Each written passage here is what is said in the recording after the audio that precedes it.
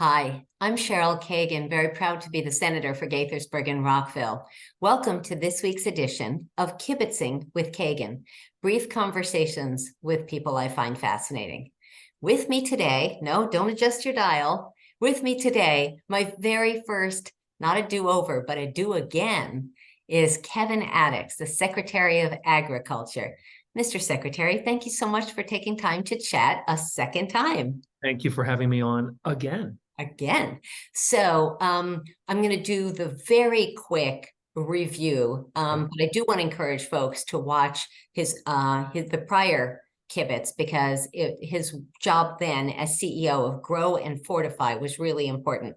He was born in Bowie. He's a professor at Loyola. He has been with Apprentice House Press, which publishes books, and then from 2015 to 2023, Grow and Fortify, which was breweries, wineries, and distilleries in the state of Maryland. And he and I got to partner on a lot of stuff. And I have to pull out from my always You with have to me. have a copy. Of course, please support local beer because we have to buy local, drink local, eat local, shop local, all that. And Kevin helped me do that whenever I go into a local restaurant. So through that, he worked on not just helping our breweries, distilleries, and wineries, but also economic development and jobs and visibility and prestige and all that. Before we go into your current job, why don't you say what you are proudest of now that you have gone and the impact you think Fortify has had? Wow. So thank you for asking that question. No one has asked me that question. So this is the first time. So everybody, and like you just said, everybody knows about the wine, beer, and spirit side of things. I think the thing that I'm most proud of is that we coined the term value-added agriculture and included breweries, wineries, distilleries in that, but it also includes creameries. And, you think of all these different places that are making interesting things from farm-based products. And Meaderies. We got to talk about meaderies, people who are making apple cider donuts and making jams and jellies and those types of things, all from farm-based products, malt, flour that you can buy from grain raised on the farm. That is what I'm most proud of. But at Grow and Fortify, you did all of that? All of that at Grow and Fortify. Like if you want to dial in all the law changes that help the industries thrive. Yes. There's much more work to do, which someone else will have to work on. But a lot of fun. Thanks for asking that. Absolutely. And I guess we had to talk about the partnership. So I was thinking when I went up to Sagamore that they used this. So talk about what Sagamore does and then the partnership with farmers. Well, and that's kind of the behind the scenes part. People go for the whiskey and they love the whiskey, or they go for the wine and love the wine. And maybe just thought that vineyard was just for scenery or whatever it might be. And my dog is making a cameo appearance. What I loved doing was taking them behind the scenes to see that whiskey was made from grain grown in Howard and Carroll County and malted, nearby, and it just connecting the dots. Sagamore is a great example because they're also using local wood for their barrels. Mm-hmm. Again, that's value-added agriculture. And then the barley afterwards, they compost, and then doesn't it go another generation from there? So it does. You can either compost it, but generally the mash bill, the wort that comes out of breweries and distilleries, that will very often go to feed livestock. Right. Who then get a little, so cow tipping, it's like tipsy cows? Is that tipsy cows versus cow tipping? Yeah. And so, the circle continues depending upon whether that cow's being milked or wherever it's headed. It's coming back to us in the end, which is it's very cool. And that circle, when you think about the economics of that, this whiskey producer in Baltimore, keeping in business farmers in Carroll County and Howard County, et cetera. I mean, that's the connection that I love. That's great. Okay, well, I'm not going to milk that topic anymore. Let's move into your current job. But first, one of the fun parts of my conversations with all of your cabinet colleagues is, when did you first meet Westmore? How did you first decide? Did you decide to apply? Did you tell us the journey to this position? So it was an interesting journey. No aspirations to be in the administration. I was working on behalf of Grow and Fortify and the local industry to get to know the candidates, and so I got to know the would-be governor in just basically on the campaign trail. Right? And what I love about the governor is it only took the first meeting for the governor to remember what I was going to say in the second meeting. And Hmm. so when I walked up the second time, he repeated what I'd said in the first time. And by Unbelievable. the third time, right, so it was just, it's pretty fantastic to think of that. And so, I walked away thinking, job done, check, right? Yeah, I mean, this person, if this person gets elected, he's we're going to golden. understand value-added agriculture and agritourism and the craft alcohol industry and the importance economic development wise and all that, because he was repeating it to me. Yep. Um, and it was probably around this time last year when I heard that my name had been floated by right by a, and again, no concept, and the question kept coming, is it something that you want to do? And I thought about it, and to think that I could have the opportunity to do within the agency what I had been doing outside, Yes. not the lobbying, necessarily, although there is some nudging of other agencies that occurs. It's really more the policy movement, changing the direction where ag had been going in one direction, and we have an Yes. opportunity based on what we've learned to support that, but also, yeah, like Okay. really encourage this economy to kick up here, because we have advantages that farmers in other parts of the country do not have. Okay. So I want to hear about those, Yeah. but tell me first, did you have an interview with the governor? And then what was it like getting the phone call? So had an interview, and I was so impressed. When you go for a job interview, and I've been on some, and the questions can be really dull and unimpressive. These questions were deep and probing, Hmm. and there was an expectation in the question, which I loved. And so I walked out of that interview so energized, Yeah. Yeah. so excited about the work that could be done, whether it was me or not. So excited about the work that could be done based on the questions that were coming at me. My thought was, with this governor, agriculture is in a good place. Yeah. Right. Amazing. Yeah. So So tell me about getting the call. Where were you and what did he say? there are three people that know this, so I want you to keep it a secret. I was at my annual physical Oh, when I good got the for you. call. Good PR, good Yes, public yes. service. Always get your annual physical, but I was at the annual physical when I got the call, and it was a short question, a good conversation, and I passed the physical. Blood pressure was a little bit high, Sorry, but Doc. Hold on. yeah, everything was good. Yeah, I had the room for a moment, and then carried on with the physical. That's amazing. I love Between these us. Yeah, stories. between us. Yeah. Between these, yes. Okay.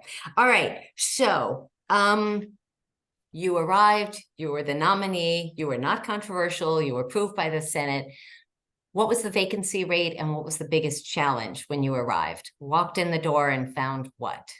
So walked in the door, and like many agencies, we were at a high vacancy rate. I Yeah. think we were at our lowest 11.5%, at our highest 14%. Mm.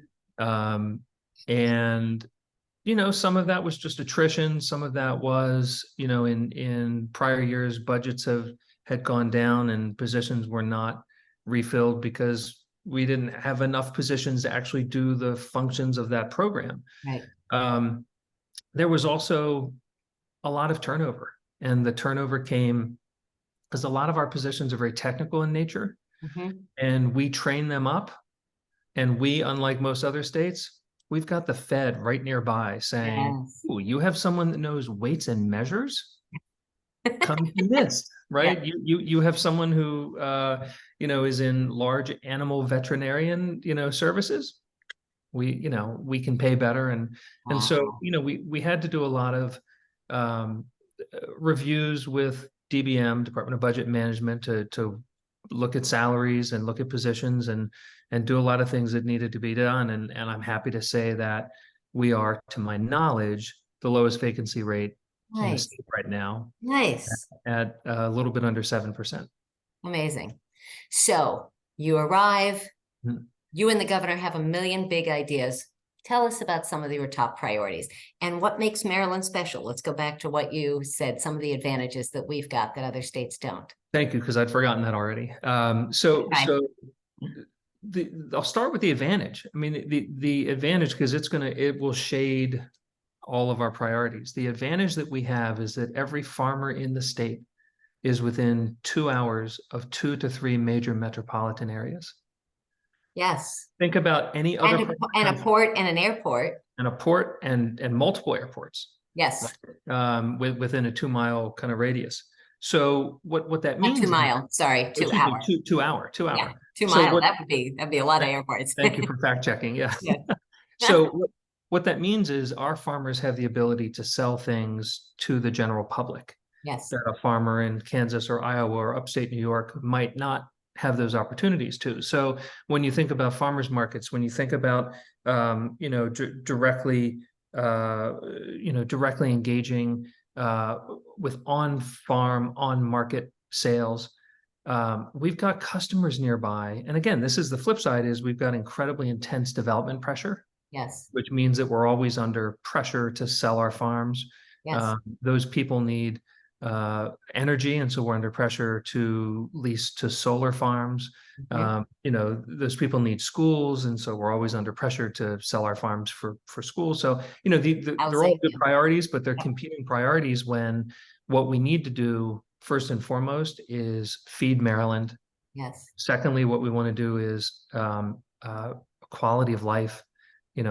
Over all of this, we want to make sure that farms have the ability to thrive. And that goes back to my prior work of clearing the path, making sure that if someone wants to make ice cream here, they've been milking cows for years, the milk prices, they're not getting better. Right. We're drinking less milk, but you know what we're doing? We're eating a lot more ice cream. So why can't we produce more ice cream? Why can't we produce more heavy cream and yogurt and things that people are looking for and are willing to come to your farm or go to the local farm market or the local shop? So it's regulatory, it's policy, but at the end of the day, it's and I'll quote former Secretary Lou Riley, who we just lost 2 weeks ago. Great gentleman. He was the first ag secretary that I got to meet. But he always said that when we're talking about agriculture, we always talk about preserving it. And the P in preservation is for profit. We have to make sure that farming is profitable. And in Maryland, that's going to mean something different than it means in the upper Midwest. It just will. So let's talk about family farms versus corporate farming, because there's a different profit incentive with when you're handing down to future generations. What are we doing to encourage the next generations to stay active on farming? Are people being trained or recruited in some ways? So a couple of things, and I'll go back to profit. If the farm is profitable, the kids are going to want to be involved in the family business. If it's a struggle year after year, the kids are going to look for other things to do. Now, of course, that's not to say that someone doesn't want to be a doctor and they go off to med school and they're going to work off the farm. But profit is the number one thing that we hear, that the reason that the next generation does not consider staying on the farm is they have life goals and aspirations that involve a little bit more money. Yeah. So they're going to have an off-farm job. Does that mean they won't be on the farm? No, they'll still be on the farm. But if there's a way that we can keep them on the farm, and I'll give some examples. Layton's Chance Winery, multi-generational farm, grain farm, a couple 100 acres. The son wanted to do a winery because he saw profit in a winery. And he has 16 or 17 acres of vines, and the whole property is about that big. And it's the moneymaker on the farm. Wow. And he's employing so many people, and kids going through college and everything else off of that one new enterprise. The family's still doing a whole bunch of grain, but it's this diversification. It's this ability to, if they want to, right, meet a consumer directly. It's great. So I have a million questions for you. Before we go forward, let's go back for a second. The impact of COVID, which feels like it's a little in the rearview mirror, but it's also very present. Yeah. And we still have friends and colleagues who are getting it, some for the first time. Yeah. How does that affect farming? Well, How did it and how does it now? so let's go back to the did. When you think about what happened during COVID, Yeah, if you were waiting on supplies, they didn't come. right. If you were waiting on equipment that you had ordered, it didn't come. Mhm. If you ordered equipment during COVID, good luck. Like it just you were potentially years out for getting your new combine or your new still for a distillery or whatever it was. Right. Um, the flip side is we learned during COVID that while your local grocer didn't necessarily have your eggs, your milk, your beef, and your toilet paper, the local farm had 3 out of 4 of those. Okay. And so farms found, and I always joke that toilet paper is a value-added Paper. product, made from trees.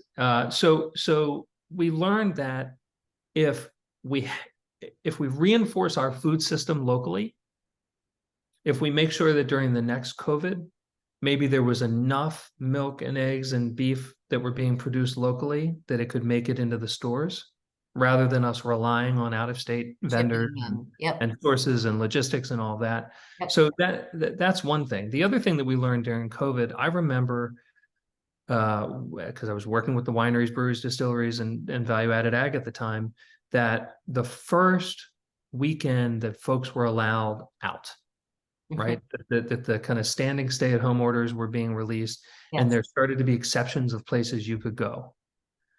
Outdoor venues, Like farmers markets. like farmers markets, and Yeah. like farms, Yes. farm stands, farm activities, agritourism, Yeah.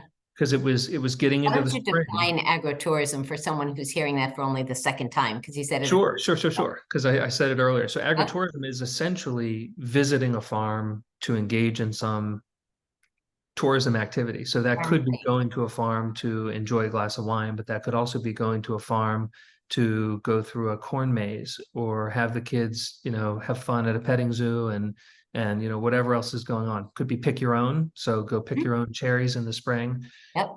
Those businesses had the best year that they had seen. Nice. Because there was such pent-up demand to do things, Yeah. and we weren't allowed to do the things that we would have done. Right. So we came to a farm instead. And we saw that business went up and it stayed for a good long time because people got accustomed to the fact that, look, a quality of life thing, I can leave my home and anywhere in Maryland within 20, 25 minutes, maybe 30, if you're, in Baltimore City, or Bladensburg, you'll be at a pick your own farm where you can pick vegetables or fruit. Butler's Orchard, blueberries. Absolutely. Summer. And apples, and like it's amazing. So I think that's what we learned during COVID, Yes. that there is an unsatiated market Great. for local products. That was going in the past. Do you want to briefly talk about present or future? Precautions, impact? Well, I think that everybody learned, or I hope they learned, some basic things about COVID and during COVID. So just how you restructure your businesses. I'll give one example that a lot of our businesses, agritourism and wineries that used to be just open, noon to 5 on Saturdays and Sundays, and you just come in and stand there at the bar and order something, or you come in and you just wander through the agritourism business. What farmers had to do, they had to schedule, because you couldn't have more than, I forget the numbers now, 150 people, 200 people at an outdoor venue at a time. And so they all got on reservation systems, and they found that it was life-changing to their business because there was prediction, certainty, knew how many people were coming, they could staff to that. Right. And 9 out of 10 have kept the reservation systems, which I think is very interesting. Okay. Yeah. I have a ton more questions. Well, so I'm going to try to I'm going to try to go a little faster here. You mentioned eggs and egg cartons. I got to ask about. So as the sponsor with now our comptroller, Brooke Learman, Yep. of the bill that made Maryland the very first state in the country to ban styrofoam, we had to do a carve out for eggs, which was annoying. And WAMU radio even did a study, and they had cardboard egg containers and styrofoam, and they dropped them from a distance. And guess which one protected the eggs better? Tell me. Cardboard. The cardboard, which is not the prediction that many of us would have made. So why was it necessary to keep this toxic, dangerous, bad for public health, bad for the environment? And what does it look like out there? Well, I did reach out just yesterday to ask you to, if you could explain why. My understanding, and maybe I'm wrong, but my understanding was in-state producers were not allowed to use styrofoam, but commerce coming into the state could. And I don't know if that's true or not, but that's what I hear from farmers. It was, and if you're selling at a farmer's market, it was very complicated. It was a compromise, frankly, to pass the bill. And sometimes half a loaf is better than no loaf. And we got like 92% of a loaf. And so we accepted the damn eggs. But I have to tell you, when I buy eggs, 100% of the time, I buy them in cardboard. And even if I have to go to a different grocery store to make sure I'm not buying that damn styrofoam stuff. And so do I. And I think what the industry, I will say that the industry tends to be concerned about any kind of change, but with the right argument, the industry supports it as long as there's consistency and certainty and all of that. Right. And I think the question that keeps being raised to me in my office is, why me as a local farmer, why do I have to use cardboard? And I see all of this styrofoam coming in. It's not an argument saying I want to use styrofoam. Right. It's, I thought we banned this. To be continued. To be continued. So let's go broader. I want to talk about the climate crisis and what how farmers are contributing to it and how they're helping solve it. So you can start anywhere you want, and then I've got a lot of specific questions. Oh my gosh. So climate and bay and, bay mitigation. Runoff into the bay and all these things. So you mentioned climate, let's talk climate. So agriculture is the growing of things. When you're growing things, you are potentially emitting carbon and sequestering carbon. And using fertilizer and using fertilizer, machinery, whatever it might be. Sure.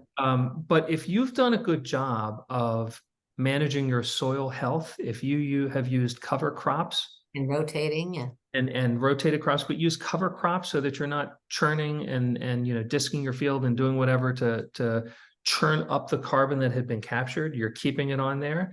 And then when you harvest your next crop, you plant a cover crop and that grows, and you leave the roots in the ground, and then you plant another crop and that grows, and you leave those roots in the ground. You're building soil density, you're building soil composition, and in so doing, that soil is sequestering more carbon with each year that goes on. So that's one of our selling points for kind of modern agriculture, which is using cover crops, because soil is that's your currency.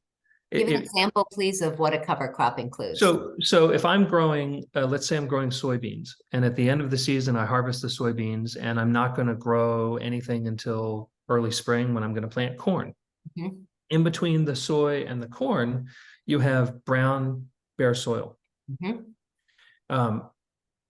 Old kind of style farming was you would till the soil, right, or you plant again. As you're tilling, you're disrupting the soil health and biology and everything else. And there are reasons that you may need to do it, but we kind of think it's better if you don't. So we've encouraged what's called a cover crop program, where we actually offer a payment for farmers to buy seed to plant a crop right as they harvest the soy, so that there's green growing and there's no just kind of bare brown earth. Because you think about winters, you have rain this time of year, you've got snow, it's coming down. If it's just soil, it's going to start running off. Yep.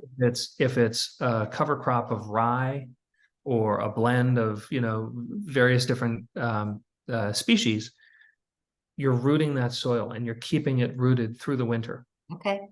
And you're building the soil health, sequestering more carbon as you're doing it. Okay. So, program open space, land Yeah. preservation is another aspect of being green, farms being Yes. green. Talk about that, please. So when you think about, and again, going back to climate, when you think about what's emitting and what's not great for the bay, built environments are not great for the bay. They're not great for climate, right? Our roofs are reflecting heat. Our driveways and paved surfaces are allowing for runoff. It's not capturing the water. Right. Frankly, our lawns, I mean, there's all these things that you can discuss and argue about. But if you kept it in agriculture and you kept cover crops, you're sequestering more carbon, you're capturing more rain. The better that soil health is, the more rainfall it can capture at a single event. Yes. So, right, if it's 3 inches of topsoil, you're capturing inches and inches of water in Right. an event, in a rain event. Otherwise, it could be running off, and certainly on the roof and the driveway, it's running off. 100%. Yeah. My committee recently visited a farm, and boy, was it stinky. But it was a huge demonstration of composting, Yeah. all things. And You visited a digester, and right? I was going to say an anaerobic digester and all that. So there are farms that are really taking it up a notch. Why don't you talk briefly about what some of the farms that are doing really innovative and Oh yeah. green, responsible things? So there's a whole industry about capturing farm waste and reusing it. And so if you are growing cows or chickens or whatever it might be, and you've got a waste product, right? Because they all, for better or worse, go to the bathroom and you got to deal with it. And we don't want it running into the bay because that's nutrient. And it's cow parts and It's dead what chickens and yeah. it's whatever, because yeah, and as you said, farming smells and farming is messy and whatever. So if you are composting it, which is a science. I mean, it's not just throwing stuff in your backyard. I do. Compost, yeah. And I'm not very good at composting yet. But you're creating good organic matter, which then you can reuse and increase your soil health. So that's one thing. The other thing is an anaerobic digester is basically cooking it. You're cooking that waste and you're capturing the gas that's Yeah. coming from that, which you Yeah. can run farm equipment off of, or you can heat your house or your farm building. Right. So you can generate electricity using farm waste. And It's a a lot of win-win, oh, win-win-win. It's amazing. it's great. And some of those farms are actually taking other waste because they've built this up and they need to keep it digesting. So, they're taking waste from schools or wherever it might be. Right. Chicken litter. So if Yes. you're not composting it, there are companies that are working on directly using it in different ways, but we have to ship it out of state, which seems crazy. Tell us just a little, give an example or two that you're particularly intrigued by. Well, let me tell you the why. So chicken litter is going to be high in nitrogen Right. and maybe phosphorus and other things that in the areas where we're growing chickens, we have enough of that in the soil. Right. So we actually need to remove it Right. to get somewhere. So Right. you could dry it, pelletize it, and turn it into a fertilizer and sell it that way.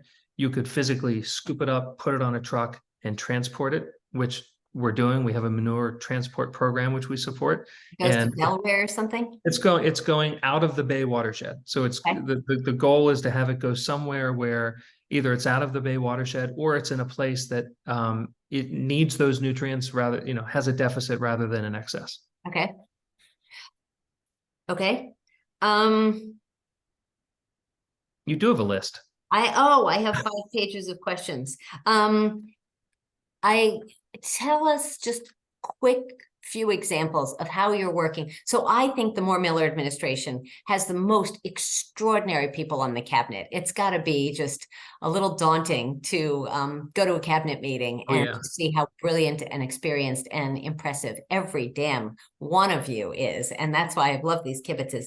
Talk about, so invasive species, for instance, the spotted lanternfly I was asked to speak about, as well as the H5N1 avian flu, some of the challenges. I assume you are working with Secretary Kurtz, for instance, at the Department of Natural Resources, or maybe you're working with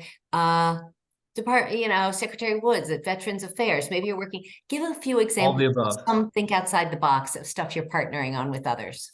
So I'll give an example that you didn't mention, which is the blue catfish. So Okay. Oh, yes, yes, yes. yeah, Invasive. invasive blue catfish. We're just going to call it blue catfish because it tastes better when you don't call it invasive. Correct. And Senator Hester is all about that and making sure that everyone knows it's yummy and we should all be eating it. And it is yummy, and we should all be eating it. So Okay. thank you, Senator Hester. But here's the thing: we don't control the waterways. DNR does. So DNR is working on programs. Yeah. So DNR and Secretary Kurtz are encouraging the catching of catfish because we're the biggest, baddest predator out there. If anyone's going to solve this problem, it's going to be us, and we're going to eat our way out of it. Our department markets seafood. Yep. That's our role. So we develop these programs to try to encourage the sale and promotion of the catfish, but we need to work with DNR to make sure that they're incentivizing and encouraging and make sure it's on everybody's radar, best practices on how you catch it, et cetera. So that's a really good example. And the two of us and our teams went out on a quick little boat trip a couple of weeks ago, little fishing trip, and caught ourselves 220 pounds of blue catfish in about 20 minutes. Oh my God, that's crazy. And what do you do with it? We ate it. That's fantastic. So not all of it, but yeah. Yeah. That was before Thanksgiving. Yeah. Would I be looking for it at my grocery store or at my restaurant menu or something both? Okay. Both. And we're starting to see it show up both in your fish markets and your grocery stores, just as blue catfish or Chesapeake catfish. Because it is different than the catfish you would buy otherwise. It tastes different. It tastes fresher. Interesting. And that's just because our catfish are not bottom feeders. Okay. Really. So, but yes, they're even kosher. I don't keep kosher, but if processed as such, if processed as such. So we have a couple of marketing programs. We've got a big buyer grower networking event in January, which I think is the first or second day of session. So you'll be busy, but we're going to do our best to connect chefs with catfish. And I'm seeing it on menus, and I frustrate the rest of the family, but I order catfish every time I see it. That. All right. I'm thinking that there ought to be a taste off in the Senate building. I'm ready for that. That would be a totally cool thing. Okay. We've got to make sure that some of the produce gets to our schools, and especially in lower income areas. Talk about the Maryland Farm to School program, if you would, please. Yes. So we've got a very vibrant program which does our best to connect farmers who have product with schools who need products. And schools are tricky because when you think about when schools need food, it's generally outside of the growing season. Yeah. So apples, easy. Catfish, we're getting into schools, but you have to figure out how to work with schools, because not every school has a full prep kitchen. Most are just warm and serve kitchens. And so you have to make sure that things are processed in a way, and I don't mean bad process, I mean manipulated so that it's not whole fillets of catfish that have to be kept fresh. It's frozen nuggets. Yes. Or it's how can we work to make sure that the school has these products accessible? When you think about fresh tomatoes, September maybe, but probably not October through June. And so how do we preserve them? So are we freeze drying them? Are we turning them into sauce? So it's working with the school districts, and the school system is very interested in local products, because local generally means fresh, and it also means higher nutrient because it's fresher. And it also is environmental because you're not trucking stuff across state 100%. lines. Okay. It's all right. Brain food. My last question for you before we start to wrap up here. Buy local, going back to when you were growing Fortify. We want to really support local Maryland farms. At some grocery stores, I see sort of the bragging about local, and they have Old Bay and they have, local products. How do we amplify that? How do we get people to really think about that when they're picking items off their grocery shelf? So it's a great question. It's an age-old question that we're trying to hack, because even though you have a program, and we've got a Maryland's Best logo and promotion program, not every store some stores are fussy about what they want to display, and so we get that. But we've got a great team in our marketing department, our marketing program, who's working to connect those dots and make sure that every store that has the propensity to serve local does, and that they do it wildly, and that Yes, we're really leaning into it. But like, what tools do they need? Same thing, you go to a local farmers markets, and some, I give them a hug every time I go. They have our little Maryland's Best signs showing that these yes, are apples, this, that, and others just, I'm here. right, Is it because you don't have our program materials? Is it because you're contra and just don't want to do it? right. Just how do we get this unified brand? Because if you look at other states like Maine, Get Maine is their logo, Mm, Jersey Fresh, PA Preferred. These programs are out there, sure. and so we're leaning into that because that's been a focus of mine the last couple of years. So we're going to be promoting local in a way that we haven't seen before. Good, good, good, good. Love it. All right. Secretary Kevin Atticks, before we go to Fast Five, is there anything we haven't talked about that you are just yearning to talk about on this show? It's the parts of our department that no one ever knows about, like the fact that every single scale we regulate it. So grocery store scale, roadside scale for trucks, Huh? gas station weights and measures, all of that is ours. And I thought gas stations were the comptroller. they regulate a piece of it, but we regulate the flow. So to make sure that you're actually getting, they Paying for do a gallon and getting a gallon. correct. So Cool. that's all of ours. Um, Animal health, veterinarians, that's us. Okay. There's so many different things in the Department of Ag that I think most people don't realize. Spay and neuter. Okay. There you go. Love it. All right. And just in case anyone doesn't know who's watching this, we declawed cats. We banned the declawing of cats in Maryland. So you Just clawed cats. yes, we clawed cats. Reclawed. Yes, Reclawed. no, we just let them keep their claws there. But anyway, that's not yours. That's not your zone. Maryland Agriculture Secretary Kevin Atticks. Time for a Fast Five, and we have a different Fast Five for you this time. So first, if you could travel anywhere in the world and neither time nor money was any object, where would you go? I would like to spend an awful long time in Indonesia. Wow. All of the outer islands and cultures and food and all of that. That's Nice. on my list. Nice. Question two, do you have a garden and what's in it? I do have a garden, and I am geeking out on figs right now. So I have now 19 varieties of figs that I'm growing in the garden and also in pots to see if they're going to survive outside. And then I'm taking cuttings, and I have about 40 cuttings right now that I'm going to start rooting.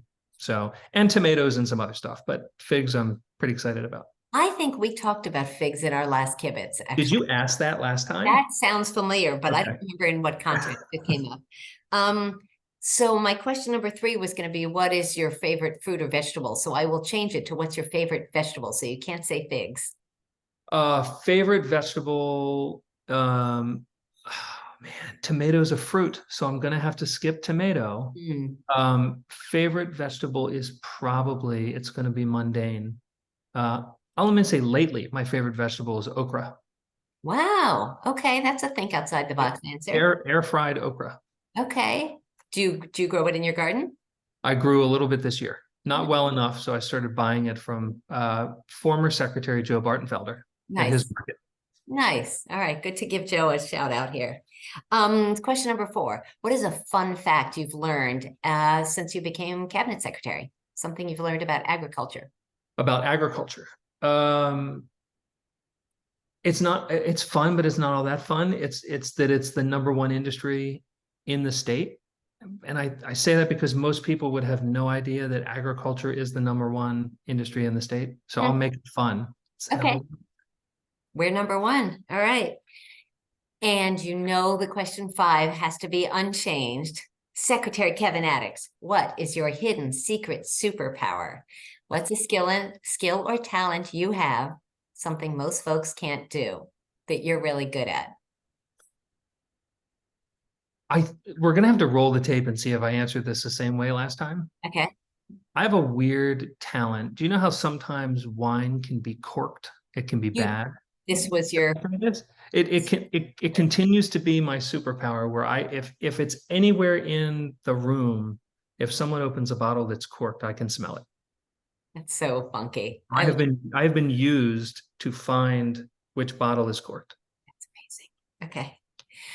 Well, Mr. Secretary, what a pleasure it is to chat with you again. And thank you for your leadership, first in private industry and supporting local ag-based alcohols, and now expanding and doing all that. It's really such a pleasure. Thank you for taking time to Kibitz today.